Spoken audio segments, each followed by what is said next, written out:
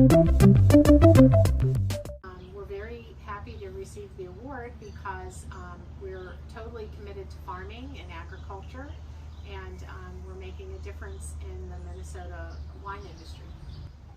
We dreamed it up the year we were married, and this is a mixed family. That was 2006, and it was December actually. By April, we planted our first humble vineyard of 100 grapes. A year later, we realized that the grapes really do grow well here. They're Minnesota hybridized varieties, and we expanded it to 4,000 grapes.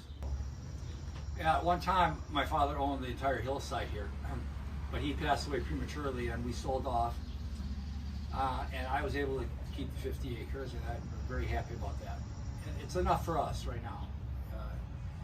On that 50 acres, about on ours, about 7 acres is in vines. The neighboring properties are under our vine care too, so we consider that estate grapes. The area right here, the campus where the winery is and the cabanas, it's about 5 acres. I think we mow 5 to 6 acres of grass, don't you think? Yeah, it seems about 25 acres is in use for guests to roam about with the vineyard and our lawns and our pavilion.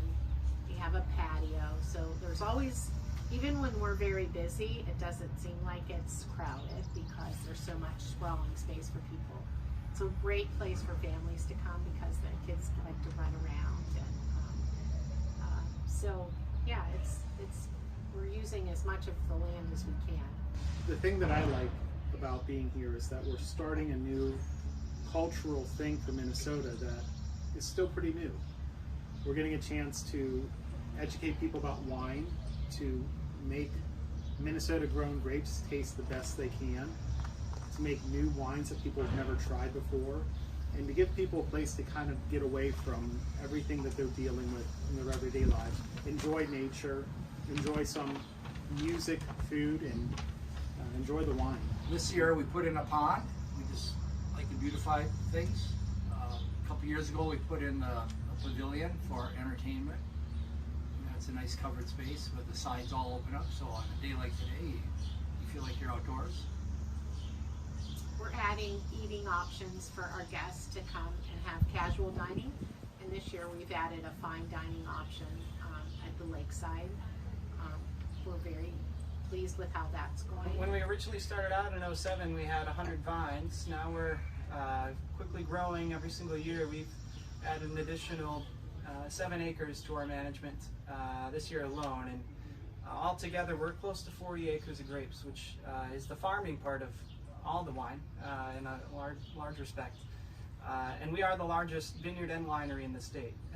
Several thousands vines in the ground, and in a large part, that's my favorite part of being in this industry is growing something literally from the ground, and putting a lot of care and energy into it, and producing it into and making it into a bottle. And when people enjoy that and take it home and share it with their family and friends and create memories, that is the most enjoyable part for me. And then with all those additional grapes getting made, that gives me a chance to make more wine. So now we're growing from the step of just fulfilling the needs of our customers here at the winery, that we might soon have an excess of wine that we can start selling around the state and I think around the nation. Really what I enjoy most about the whole thing, top of the list is growing something from the ground, and a product that is really delicious. I mean, I wouldn't mind raising alfalfa if that was my lot in life, but grapes is something different. And then to let people come here and enjoy the view of this magnificent farm. And if you haven't been here, you have to come and look at this view, because it's a gift from God. It's a joy for me to let strangers, perfect strangers, come up here, enjoy our product, and have that view that we've had all our lives.